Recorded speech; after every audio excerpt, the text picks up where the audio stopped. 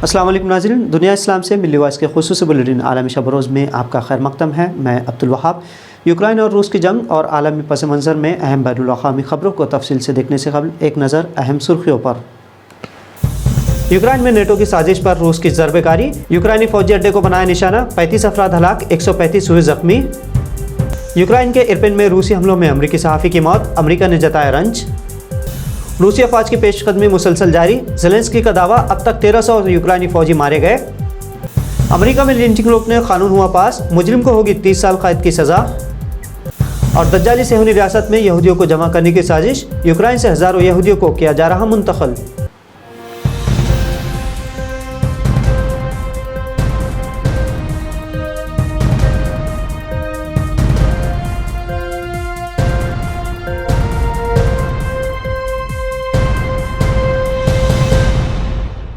रूस यूक्रेन को मुसलसल कब्जे में लेने की कोशिश कर रहा है और चारों सिम से घेरने के बाद उसने पहली मरतबा पोलैंड के सरहद के करीब एक यूक्रेनी फ़ौजी अड्डे को निशाना बनाया है। इस हमले में 35 यूक्रेनी फ़ौजी हलाक हुए हैं, जबकि 135 अफराद ज़ख्मी भी हुए हैं। रूस ने यह हमला पोलैंड के सरहद से 25 किलोमीटर फासले पर वाक़ याफोरीफ एयरबेस पर इतवार की सुबह फ़ज़ाई हमले किए।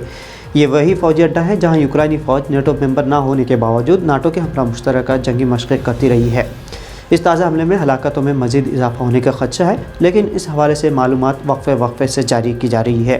रूस अब तक यूक्रेन के वस्त और मशरिक़ की जानिब से हमला करता रहा है, लेकिन अब ये पहला रूसी हमला है जो यूक्रेन में मगरबी सरहद और यूरोपीय यूनियन के रुकन मुल्क पोलैंड के करीब किया गया है। इस हवाले से अभी तक यूरोपीय यूनियन और पोलैंड का रद्दमल सामने नहीं आया।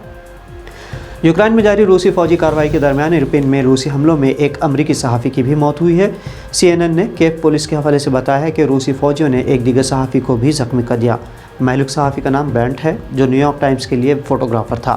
हालांकि वो यूक्रेन में टाइम्स के लिए किसी भी असाइनमेंट पर नहीं था, लेकिन पुलिस के बयान के मुताबिक उसने सहाफ़ी प्रेस बैच पहना हुआ था, जो उसे कई साल पहले न्यूयॉर्क टाइम्स ने जारी किया था।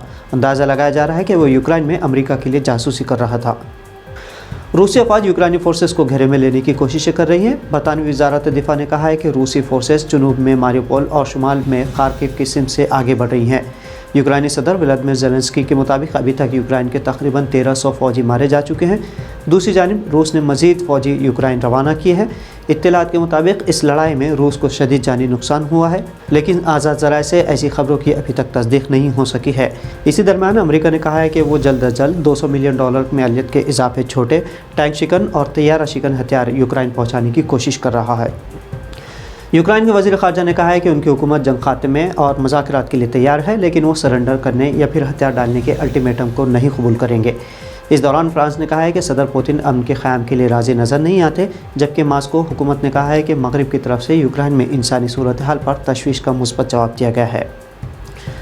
नाज़रीन, 2 दिन कबल शनिचर को इसराइल ने शाम में ईरानी पासदारान इनकलाब को निशाना बनाया था। इसका बदला लेते हुए इतवार को ईरान ने इराक़ में इसराइली अहदाफ को क्रूज़ मिसाइलों से निशाना बनाया है। इराक़ के कुर्द इलाक़े के सदर मकाम अरबिल में इन मिसाइल हमलों की ज़िम्मेदारी ईरानी पासदारान इनकलाब ने कबूल भी की है। ईरान के सरकारी मीडिया पर एतराफ़ करने का एक वीडियो भी नशर किया गया, जिसमें 12 मिसाइलों से मुबैना इसराइली अहदाफ को निशाना बनाने का दावा किया गया है। वीडियो में दावा किया गया है कि उसने इसराइल के स्ट्रेटेजिक सेंटर्स को निशाना बनाया है, जबकि रिपोर्ट्स के मुताबिक अरबिल में ईरानी मिसाइलों ने जिस मकाम को हदफ बनाया वो दरअसल अमरीकी कौंसल खाने की एक नई इमारत है। ईरान की जानिब से ये हमला एक ऐसे वक्त पर किया गया है जब आलमी क़ुव्वतों के साथ सन 2015 के जौहरी डील को बहाल करने सिफारती कोशिशें एक अहम मोड़ पर खड़ी हैं। अमरीकी सेनेट ने हाल ही में लिंचिंग को नफरत आमेज़ जुर्म करार देने के कानून पर होने वाली वोटिंग में मुत्तफ़क़ा तौर पर उसकी मंजूरी दे दी है। अब यह बिल सदर जो बाइडन के दस्तखत के साथ कानूनी शक्ल इख्तियार कर लेगा। इस कानून के तहत किसी भी इंसान को नफरत अंगेज़ी का शिकार बनाकर जिस्मानी अज़ियत देने, मारपीट करने और ज़दोकोब करते हुए उसकी जान लेने का अमल नफरत पर मबनी एक जुर्म करार दिया जाएगा और इसकी सज़ा 30 साल तक कैद हो सकती है। अमेरिका में इस नौइयत के कानून साजी की कोशिशों की तारीख करीब 1 सदी से भी ज़्यादा पुरानी है।